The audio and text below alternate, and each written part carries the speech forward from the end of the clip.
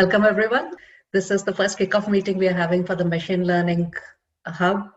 And if you're here, you're really excited to get started in the webinar, in the pathway, you're in the absolute right place because STEMaway is about the joy of problem solving. And it's about an aha moment you get when you dig into all of this.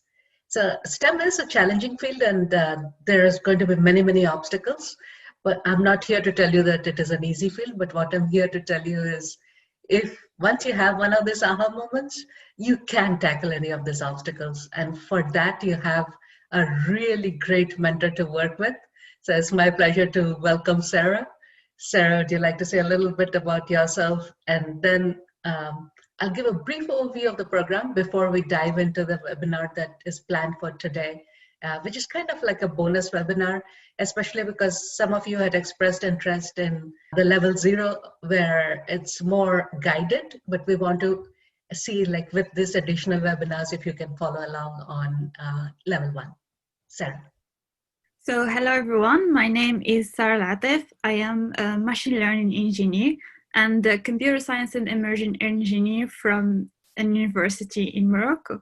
So I will be your mentor for the level 1 part in this machine learning program.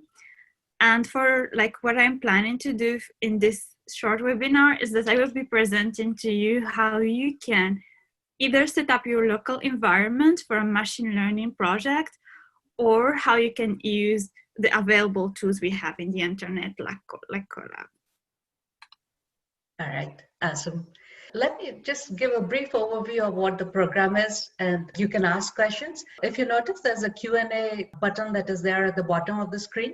Feel free to just type in your questions, or you can put it in the chat. Either ways is fine. We'll try to keep this first parts within 5 to 10 minutes at the max, so that you have more time to listen to Sara's part, which is the part that will help you get started in this particular project.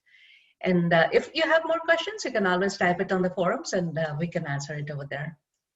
So I see some names that are familiar, so welcome back. You're from the summer session. And I do see a few names which are new to us. So I'll spend a little bit of time explaining first the virtual internship project, and then explain how the pathway hubs are formed and how it is different from the virtual internships and how they kind of link onto them as well. Yeah, this summer was our second year of running virtual internships, the first time at scale. And machine learning was one of the most popular pathways. We had over 200 students participate in the machine learning virtual internship track.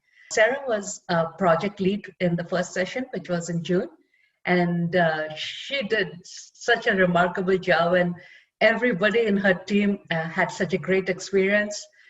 We got many in the July session. Not only did Sara become a pathway lead, meaning she was helping all the machine learning teams, but also we got some really good leads coming out of her team who became project leads in July. And that is the essence of the STEMaway program. The way the virtual internships are organized is like mentor chain projects. That's the trademark that we use. And it's literally like a chain of mentors. So we have industry mentors. In the case of machine learning, his name is Colin, and he's our principal mentor. He's a data scientist at Harvard Medical. And the industry mentor helps the senior students like Sara, and we had around 25, I believe, around 25 machine learning leads in summer. And then the leads, they take the learning from the industry mentor, and then with their own experience as well, they lead teams of 8 to 10. So that's kind of how the virtual internships are organized. The pathway hubs are slightly different. The reason we are moving to pathway hubs is we talked to a lot of the student leads, and it was felt that while college is on, people will not have the time to really do the virtual internships. In the summer, the students that did amazing job, but they didn't give just their 100%. They were literally giving their 200%, which is not possible when your colleges and schools are open. So in the Pathway Hub, what we're doing is we are going to follow a similar project, but a more of a flat structure. So instead of having teams, all of you are going to be directly mentored by Sara through the forum. So what Sara has done is she has taken the project that we did in summer and broken it up into several modules. The first post that she has done is called the Level 1 Module 1. So that is the starting point of the project. That's where the virtual internships also, when we ran the students, that's the starting point that they used. She's going to put a post over there, and she's put a whole lot of resources. So if you go to the STEMaway site, it's a forum-based site. There are two categories that are of interest to you right now. There are the STEMcasts and there are the pathway hubs. In both of them, the subcategory that you're looking at is machine learning. So in the STEMcasts are where we have all the resources. These are some external resources and a whole lot of webinars from our industry mentor as well. And you know, there's a lot of resources out there on the web. You may almost say there are just too much resources. What is very unique about STEMaway STEMcasts is that the resources that you see are directly related to the project you're going to be doing. So we want you to be able to use that learning in order to execute. It's all about hands-on learning. So that's the STEMcast part of it. And then when you come to the pathway hubs, that's where the activities are starting. Sara has already done a post. Some of you have already started trying out things. There's the concept of permissions in the forums. So if you come to the pathway hub, you'll see you can't create a new post, but what you can do is reply to the post that Sara has already created. And that way we keep it easier for people to follow.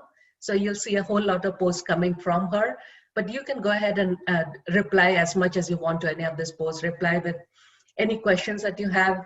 If you see somebody else has a question that you know the answer to, feel free to jump in and help. We are starting up more of a reward system as well. So the people who have been active, we have like things planned for them, like many resources are coming up. You will have priority access to those resources.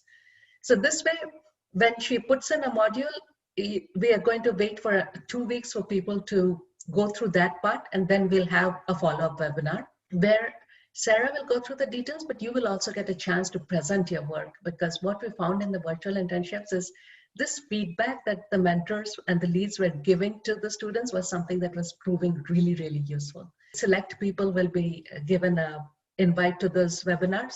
Actually, it will not be a webinar, it will be a meeting where everybody is able to talk. So that will be like small groups, no more than 10 to 15, and only the people who have been active on the forum. There is a post there which explains the instructions, what we mean by active and what you need to do. We'll also put some sample self-assessments so that you can see exactly what is being asked of you. And at that point, if you have any question, just go to wherever the instruction is, for example. If you have any questions on the instruction, just reply to that particular topic and we'll address it right there. So we are very active on the Pathway Hub. That's the best way to reach out to us. It's not through any other way. Personally, on my LinkedIn, too many people are reaching out, so it's difficult for me to reply to everyone. My priority in terms of correspondence is the STEMaway site, and specifically this Pathway Hubs that we're kicking off right now. So if you have any questions, let me know right now. Otherwise, I'll just wait for your questions on the forum itself, and Sara can start. There's a question from Yogesh. He's asking that he has the theoretical knowledge of machine learning to some extent, but not coding. So is it wise to participate in level 1 or to get enrolled in level 0? So the thing, Yogesh, is about STEMaway is we encouraging people to really push yourself. If you're already familiar with some machine learning concepts, even though you don't know coding, try level 1. That's what we did in the virtual internships as well. Like, we really made people try something which was beyond their level of comfort. We are the safety net. We would provide you all the resources you need. And this is a place where you can make your mistakes freely. You can ask the questions. That's the whole goal of the Pathway Hubs. Let's say after 2 modules or so, you find out that really it is way beyond what you can handle, then you can always shift to the level 0-1. We haven't started the level 0 as yet. One of the main reasons is I want to see if everyone is okay with level 1. That's the preferred starting point, because what we'll do in level 0 is not as interactive, and really the best way to learn is to be interactive. So level 1 is, I would say, is the best place. Try it out for some time. Any questions you have in the forum, make sure you're part of that machine learning group, because otherwise you don't have the permissions to reply to the post. Just ask your questions. really try it out for some time, and then if you think that this is a bit too much for you to handle, we will start the level 0 if there is adequate enough number of people who find level 1 is a bit too difficult.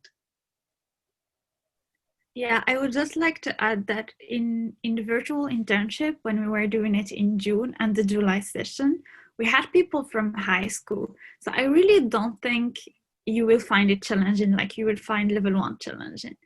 Just give it a try, and if you have any problem or have any question, just ask. We will make sure that we can help you in either ways we have.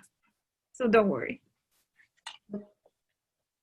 The recording of this webinar will be available in the topic where you found this link to the Zoom. We'll just add the recording as to that topic itself. So it should be, we do take a few days to just polish up the webinar a little bit, maybe add some external links and all if necessary. So just a little bit of editing. So maybe 2 to 3 days, you should have it on the forum.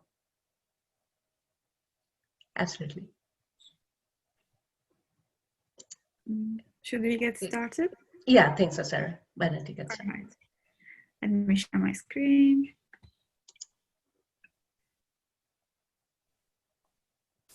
All right, can you see my screen? It's looking good. All right, so I will first start with Collab because it's easy, as you will see, and then we will move on to the local environment. So for Collab, like you can just access your drive and then click on more, connect more apps if you don't already have it. So click on connect more apps. We will be brought to the Chrome Web Store where we will search for Collaboratory. So here it is. We will add it. Seeing as it's already added in my drive, I'm not going to add it, but you can click on this and it's going to add it directly to your own drive. So after adding it from the Chrome Web Store, we will create a new file. So how can we create a new file for Google Collaboratory? So you can either do the same thing, go to more, and then select Google Collaboratory, or you can click on new, and then more, and select Google Collaboratory. You can, for example, here you can change its name. Let's say start. What is first a Google Collaboratory? So if you're actually familiar with the notion of Jupyter notebooks, it's 100% similar. It's just that they provide for us computing resources like GPU, CPU, and TPU. If you have never heard of Jupyter notebooks, it's just an environment, our own environment in the cloud where we can run our code and write some text. All right, so let's say, for example, I want to write some code. Let's try to run something here. Let's say, for example, print hello. Because Google handles directly connecting us to their different computing resources, it will work. But usually when you, for example, when it's your first time, always try to do select runtime, change runtime type. So usually if it's known, if hardware accelerator is known, it means that we will be using a CPU. But normally why we want to use Collab is for its GPU. So it's best to select GPU and then click on save. All right. So we wait until they load it for us. So what they do here is they are giving us a virtual machine where we can run our own code. Yeah, and they are giving us for now 38.04 gigabytes. And for the RAM, usually they give around 100, but sometimes it can differ. Let's say, for example, I want to write some text. I can just click on this here above the cell. So this is called a cell. I can click above to either create a cell to write code or a cell to write text. So if we want text, we will click on text. It will add the textual cell for us. So we can write whatever here, for example. Let's say hello. And if you have ever worked with Markdown, you can style your text however you wish.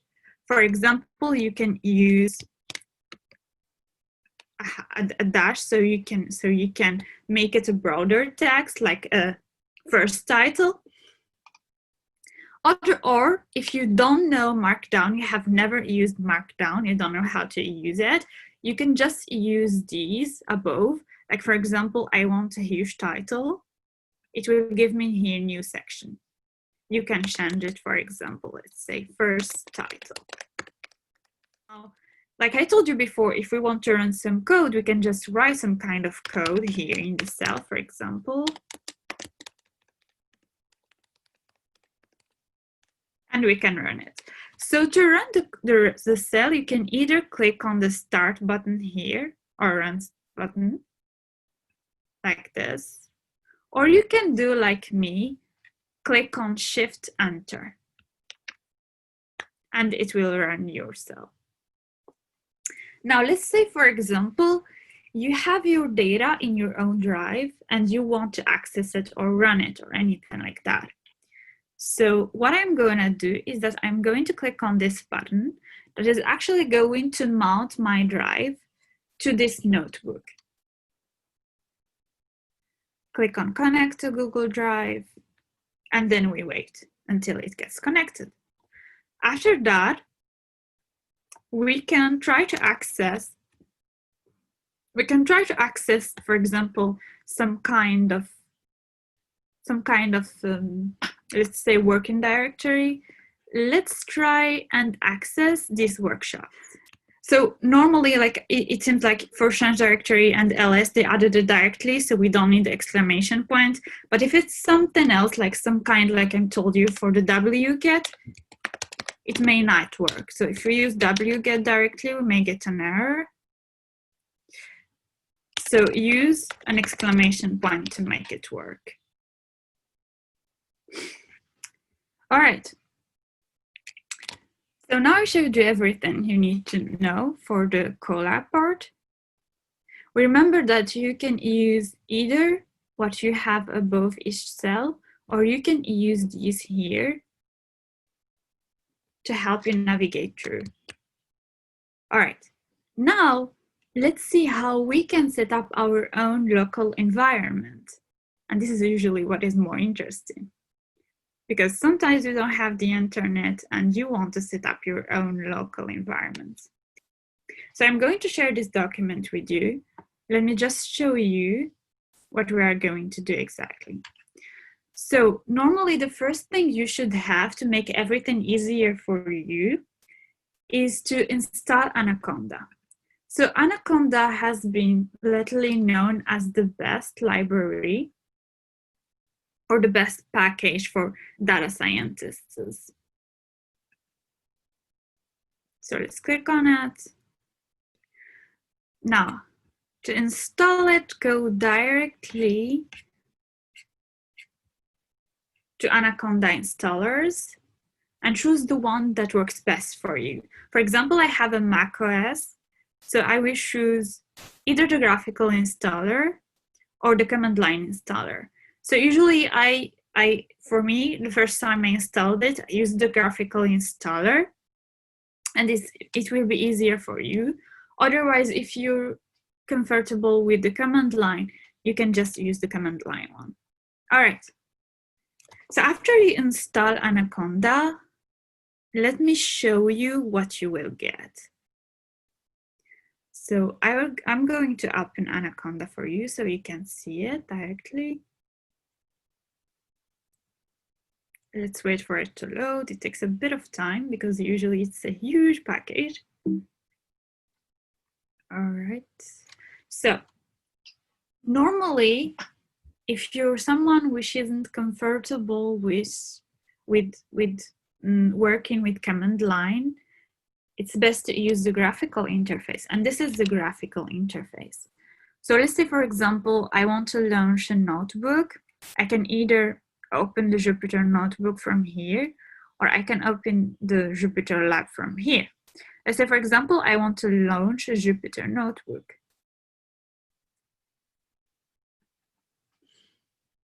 Let's wait a bit, it takes a bit of time. And I will show it to you using the command line. So usually after we launch it, it should give us something like this. So let's say, for example, I want to open up the Jupyter notebook one. So I'm just going to type Jupyter notebook. So right after this, we should have several links popping up for us. And they are going to open directly the notebook. And as you can see, it is faster than the graphical interface. So from here, for example, I can create a notebook. Let's say, for example, I want a notebook with Python 3 as the language. I think there is one for Java and there is one for Julia.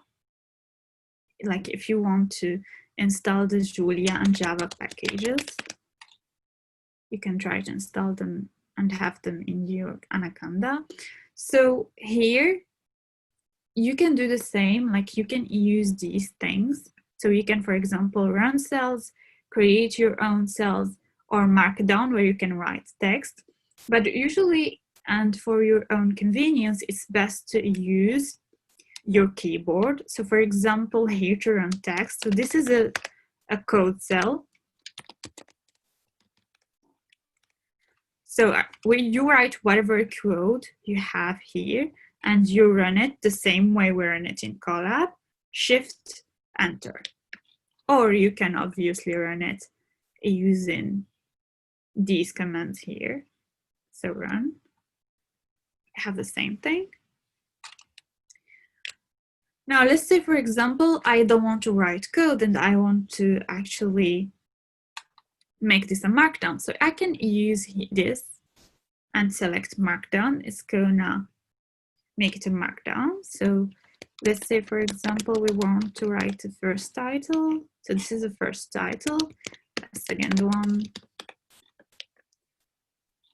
Sorry, forgot to make it a Markdown, etc. So it's similar to what we were doing in Collab, if you remember. It is just that in here, it's different in the UI. That's it. And it's usually better to use the keyboard and the Markdown to write the text. There are a lot of other things you can learn about Markdowns and for Jupyter, but these are not essential so you can learn code, but these are like just add-ons and good things to know so you can style your text and style the way you code, for example, or if you have some kind of preferences you want to add, like widgets. So yeah, there are a lot of things we can do. So far what we did is that we launched everything using either the UI or what we call the graphical interface, or we used here, for example, we just got anywhere and then we run Jupyter Notebook from our local workspace. For example, here I am in this current directory. So let's say, for example, you have a new project you are working on, and then in this project, you will be installing a lot of libraries, you will need a lot of dependencies, a lot of new stuff that are going to be like typical only for that project. Like you're not going to use it for other projects, or you may even install some kind of libraries that may mess up something in your system or mess up something in some other environments or some other projects of yours. So the best thing to do in this case, and what is actually advised, is to create an environment for each project you're going to work on, which will make it easier for us to export those dependencies or libraries you installed directly into a text file. So anyone can run your code seamlessly or your project seamlessly. Or if you're someone, for example, who isn't thinking about pushing your code to production, you just want to explore data and, you know, like just play around, and you're not thinking about pushing any searching code to production, you can create your own data science environment. But just remember that the best thing to do is to create an environment, either for your own project or for your other several projects. All right, so how can we create a new environment? So usually we just use Conda create conv minus name. We will give it, for example, let me show you how I will run everything just from this that I will share with you, so you can see. Yeah, so you can see that everything I detailed here is the one that I'm gonna do. To create an environment, I'm gonna run this command. Here you go. So the command is conda create minus minus name. So this minus minus name, or you will find in the internet people using minus n. It's just for us to give a specific name to that environment. You can, for example, me, I'm gonna call it test. It's best to call it according to the name of your project, as it will be easier for you to remember what kind of environment it was and what kind, for example, of dependencies or anything that you installed for it. So here I am specifying what version of Python I want to install. Otherwise, you can, for example, if you're not going to use Python, you're going to use Julia, you can specify the version of Julia. You are free to specify whatever you want here. And for this minus y, it's just so we can avoid to click on yes when they are asking us for permission to install several other libraries. All right, so I'm gonna run this.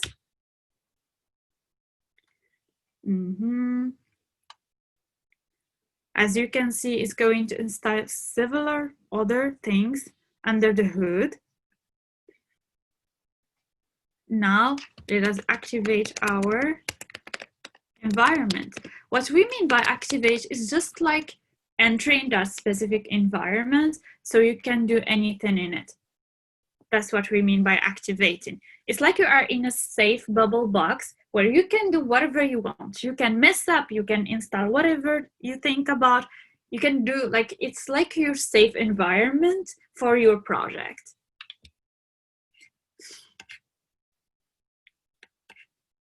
Let's, for example, like, let's say, so, all right, I have my environment and everything, and I want to install a specific library.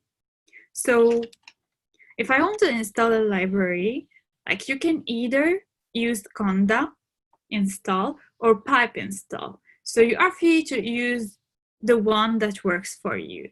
But I recommend you to use the conda one because sometimes they do some changes on the packages to make them faster or to resolve some problems. So it's a lifesaver if you can find the conda command that you can run.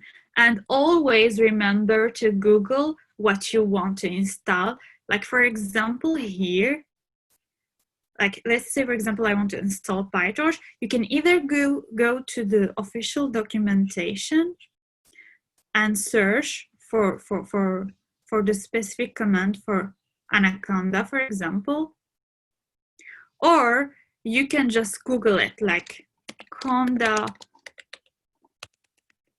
install PyTorch. So they can give you the actual command that you can fill in. And it's best if you search for it directly in Google, because sometimes there can be some changes, and obviously you won't know about them if you don't go Google it directly. So I'm just going to copy paste this and run it. So conda install -c PyTorch. So we will wait for it to install it for us. They are going to ask us for permission, as you can see here. Give a second again. So this is why we use the -y, so we can avoid this part. You can use it in every command you are going to be running.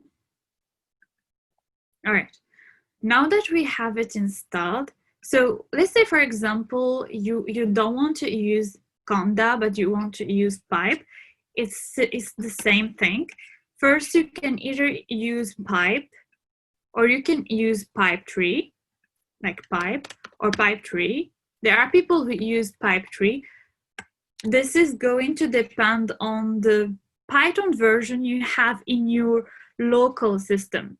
For example, if you have Windows, what kind of Python you have installed in the system. That is the one that is going to tell you what kind of pipe to use, like either pipe normal or the pipe tree. And pipe tree just means Python tree. So if you want to do it, same thing, please Google it. For example, here, they already gave us the instruction. So pipe tree install torch. So here we already installed torch, right? So normally we have it and everything should work. But how can we make sure that it really works? How can we make sure it really works? So to do this, there are many ways you can do it. You can, for example, you can either type Jupyter notebook, then go to your own Jupyter notebook and type the command that I'm going to type here. So you can, like, for example, import torch, so you know if it works or not. Or you can stay in the command line without leaving it. For example, I installed using pipe, etc. So I'm just going to, for example, call Python directly. And if you have Python 3 installed in your system again, please use Python 3 if Python doesn't work. I'm going to write import torch, like I installed PyTorch. And to call the library, you just have to call torch. So import torch. We'll wait a bit. It is going to call it behind the scenes for us. So we wait until it runs it.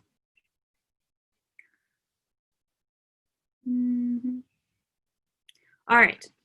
So now we can do whatever we want. So let's say, for example, I want to know what version I have of PyTorch. So torch -- version. All right, so I have the 1.6.0, usually the latest version. That's great. Now that everything is working well, if you want, we can call Jupyter Notebook and test this again. Let me close these so we can have the same. Oh, here we go. All right, let's create a new notebook.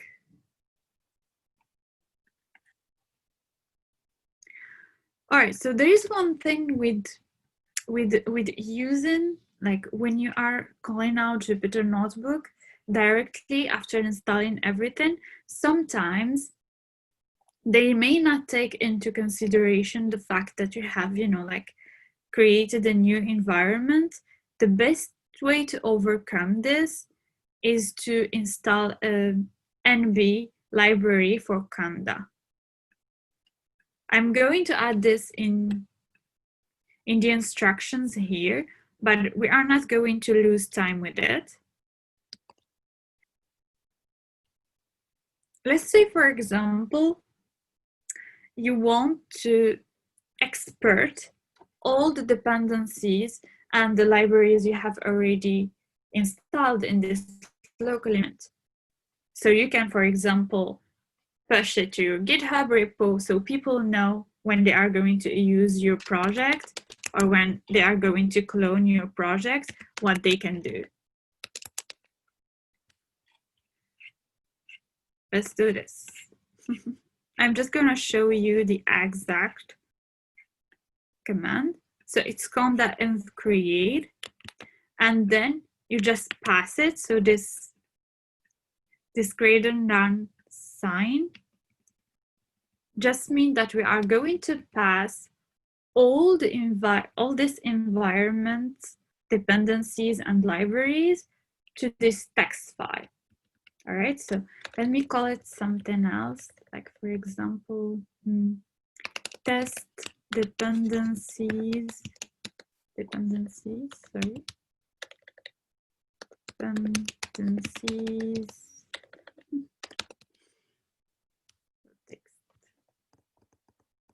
All right, let's see what was passed to our file.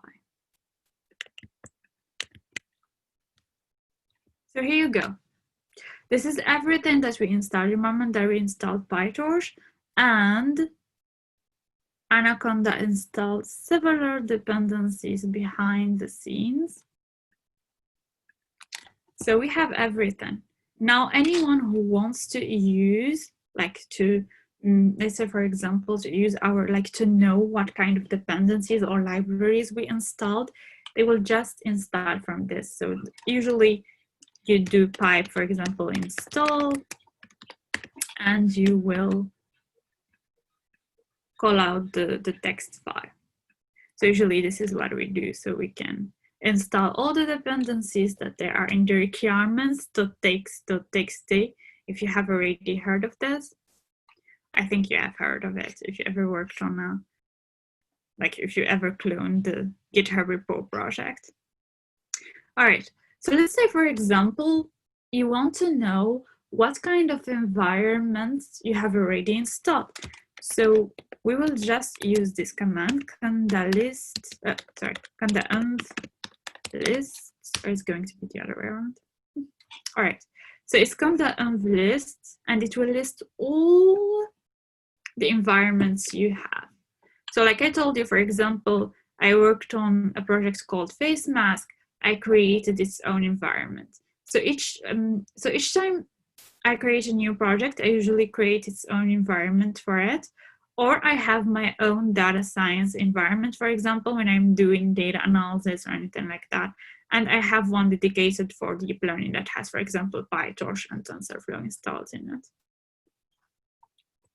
All right.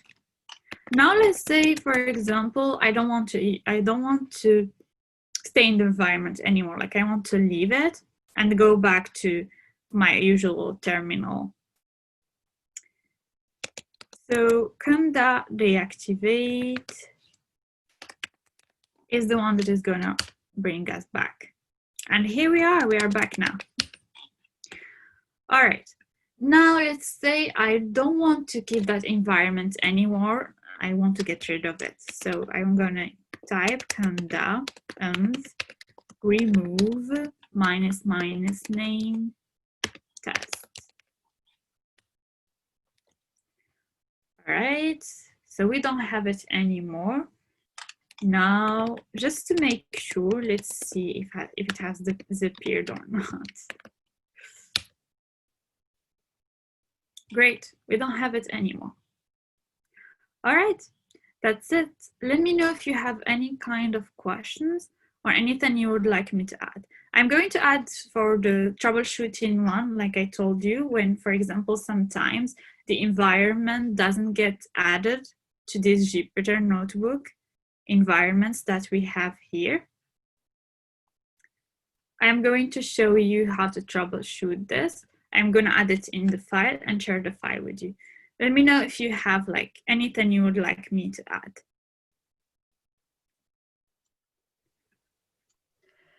Do you need to install packages when you use Collab?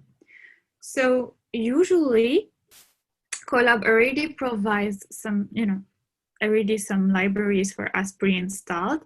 Like for example, PyTorch, they provide TensorFlow as well, and some other libraries that are used every day by data scientists or machine learning people. But if you want to install, for example, your own, you can do the same here It's just that you won't be using Conda because they don't use Conda here, but you will be using exclamation point and then pipe. So you do pipe install and then the name of your library. But remember what I told you, it is best to always Google what you need. For example, let's say I want to install, what can we install? Let's say, for example, I want to install NumPy. So I'm just gonna Google it, like pipe install NumPy. I'm sure this is the way to, this is the way to install it, but you have to go and make sure from the official packages, for example, this either from the official library, like you can see, they will give you the correct command to use, or you can go to the PyP one, this one, where they will give you the correct one to use. So it's best to go here because sometimes there are some people that actually clone these and insert inside of it some malware that can actually destroy your laptop or do some kind of very bad effect to it. So it's best to go directly to the official documentation, which is either PyP, or you can go directly to the library, for example, here in NumPy, and copy the exact command and paste this, for example, and then run it. So here, pipe install, NumPy, I think it's already there. Yeah, so because it's already there, requirements are already satisfied. If it wasn't there, they were just going to install it. Did I answer your question? All right, let me see. On Windows, the command line does not work. Is there some path setting needed? Yeah, you may need to add the path to Anaconda to what we call your environment. I don't remember the exact naming of it because it has been some times I didn't use Windows, but yes, you need to add it to your virtual, I think, paths or environment paths.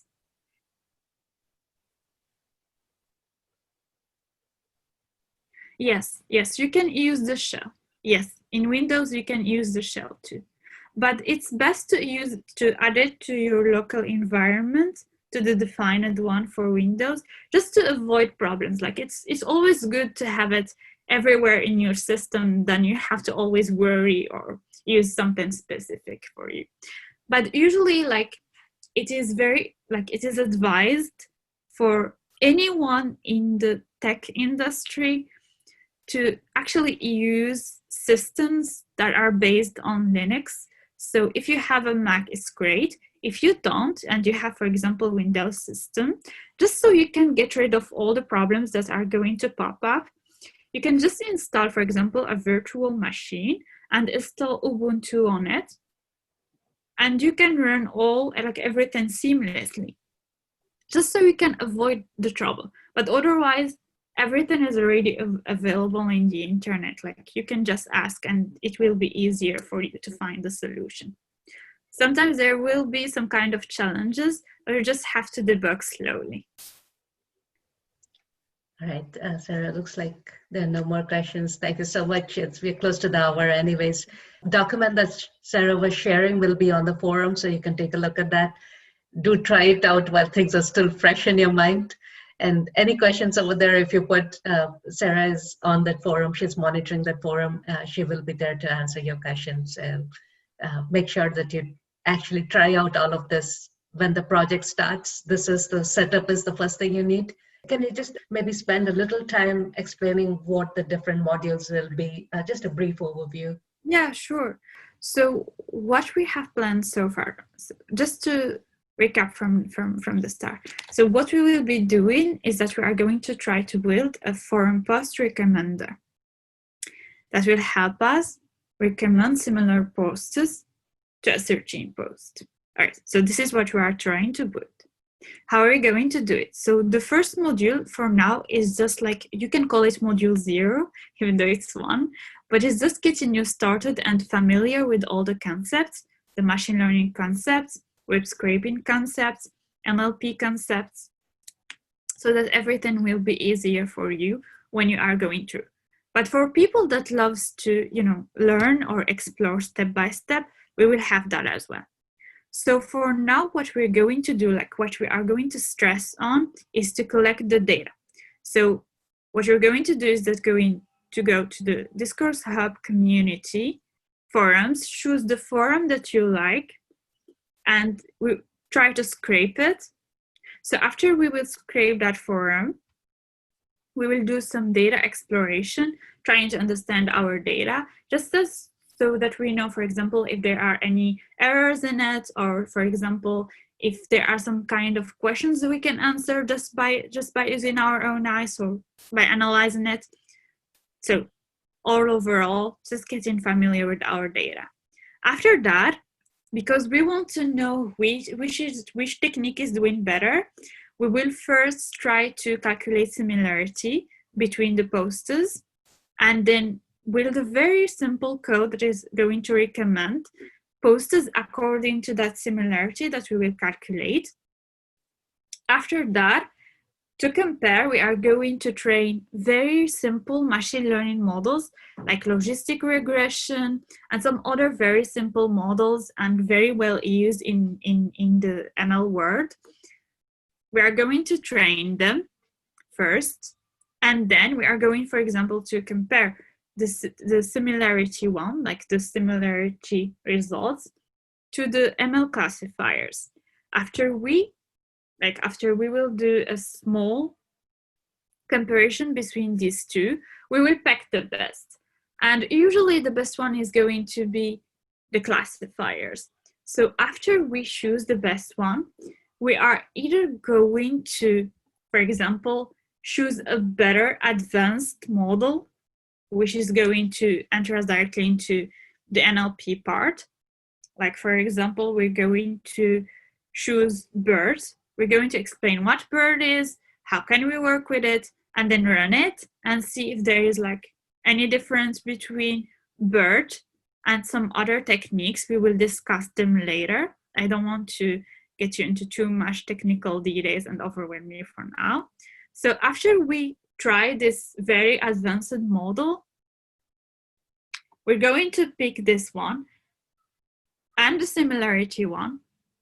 And then we're going, like, according to you, like for you, the one that takes less time, and usually the calculating similarity is going to take less time to run, but the bird one is going to take more time, for example, to run. We will build a very, very simple web app. So you either use Flask or Streamlit. You are free to use the one that looks easier to you. We will provide resources so you can learn both. And so you can use either one of these.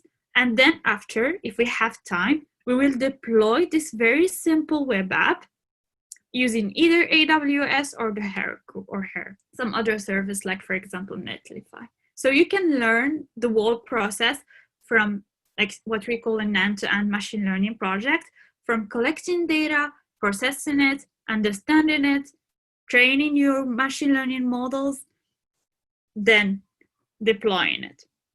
And usually what comes after is what we call maintained, but we won't be able to do this here, but you would have covered the most important parts in this project. Thank you, Sara. That was a great description. That is what we are calling a level 1 project. And that's what most of the summer teams worked on that.